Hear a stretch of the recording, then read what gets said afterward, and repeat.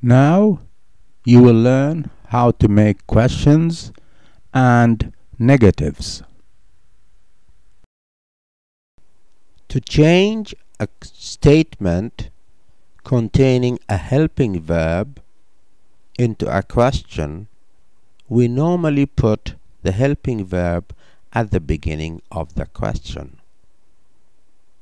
Some of these helping verbs are will, would, shall, should, can, could, may, might, must, have to, has to, had to, ought to.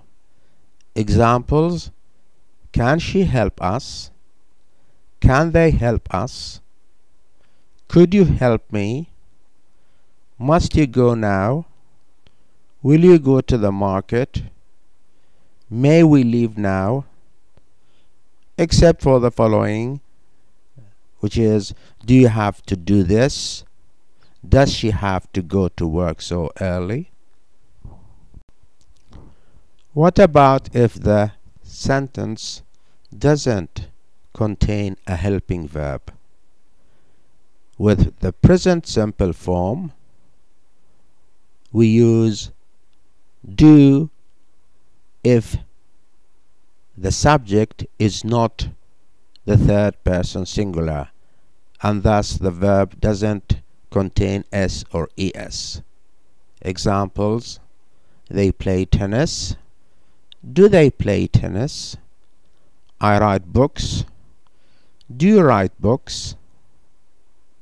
Notice that the verb here takes the infinitive form, even there is no helping verb. Now, the rule 2 is that if the verb takes the s or es in the case of the third person singular, like he, she, or it, we use does. Examples: Ahmed plays tennis. Does Ahmed play tennis? Huda watches TV every day. Does Huda watch TV every day? Notice that when we have put does in the question, the verb goes to the infinitive form. Now, how do we change a sentence when the verb is in the simple past? We use did to form the question. Examples: they watched TV last night. Did they watch TV last night? I played football yesterday. Did I play football yesterday? Notice that when we use did in the question, the verb goes to the infinitive form. And these questions always require a yes or no answer, because they don't start with a question word, which we shall look at this in another slide. The table here shows some words that we normally use when making WH type of questions. Words like where, to ask about the place; when, to ask about the time; why, to ask about the reason; what, to ask about a thing or an action; which, to ask about a choice; who, to ask about a person or people in the case of being the subject in the question; whom, to ask about a person or people in the case of being the object in the question. The table here shows some more words we use with WH questions. As I read each, look at its meaning in Arabic if you want. Whose is used to ask about position. How is used to ask about the state or the condition. How many is used to ask about quantities, usually countable nouns.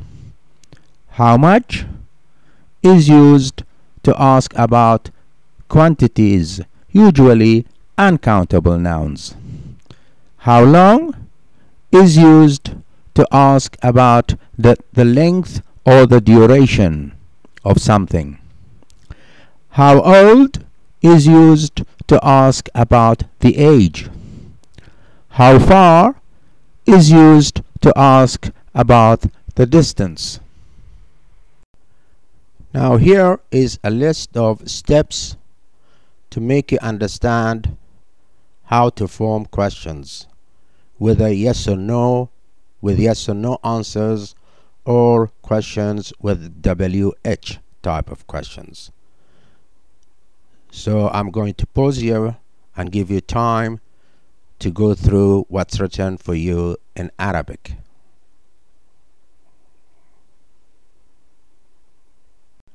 Now here are some more steps with examples to show you how to form questions.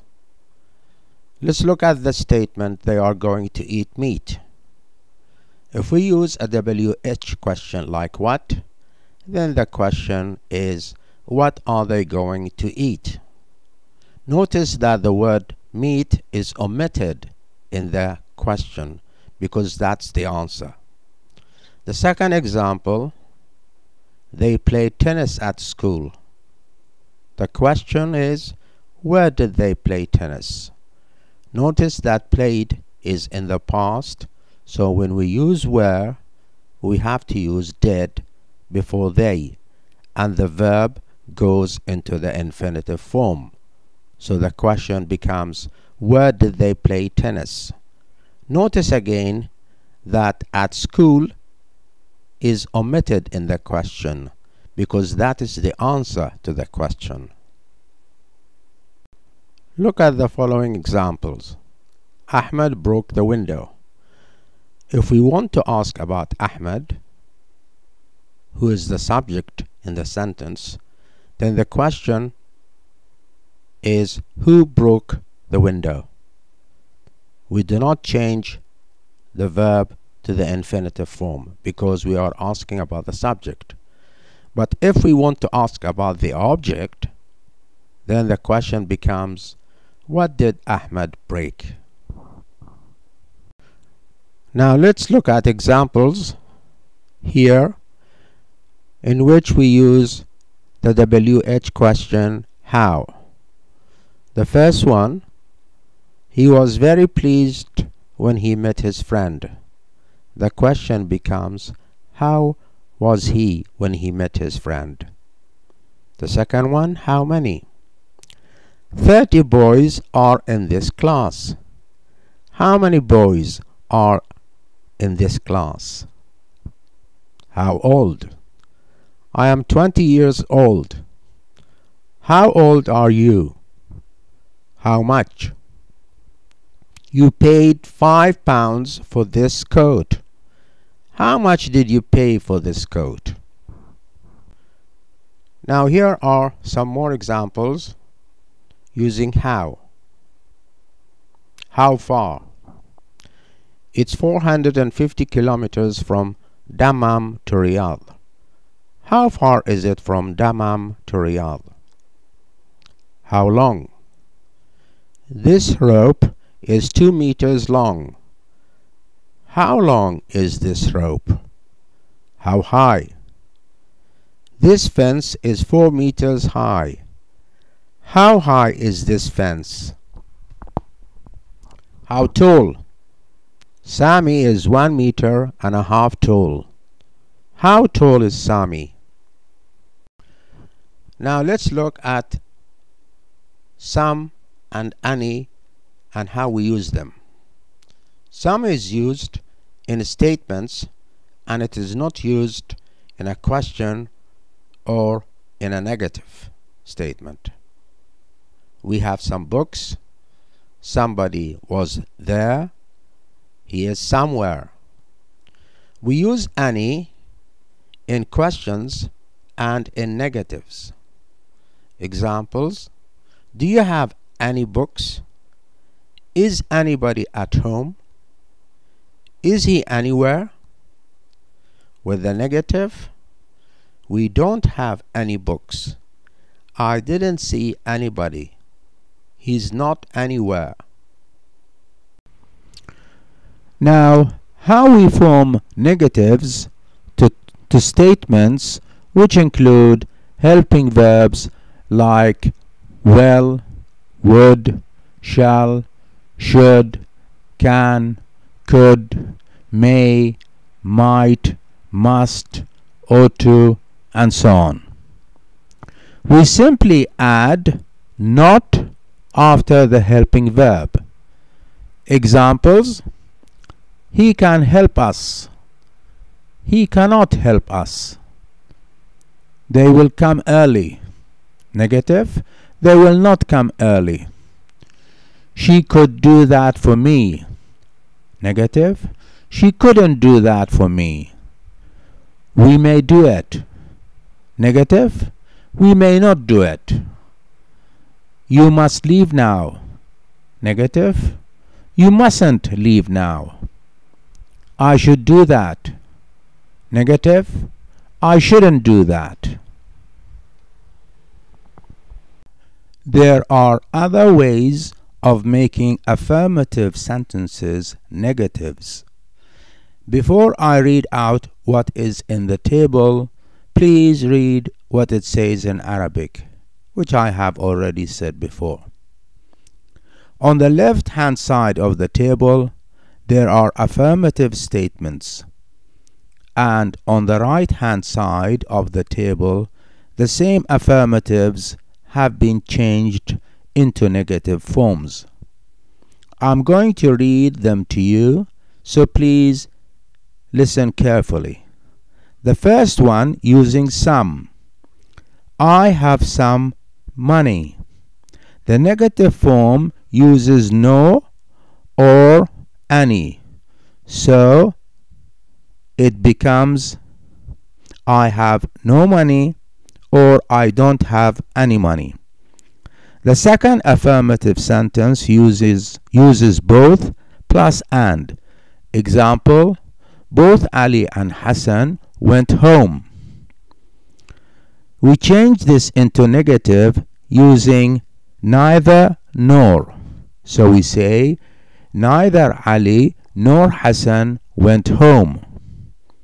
The third affirmative sentence uses either or.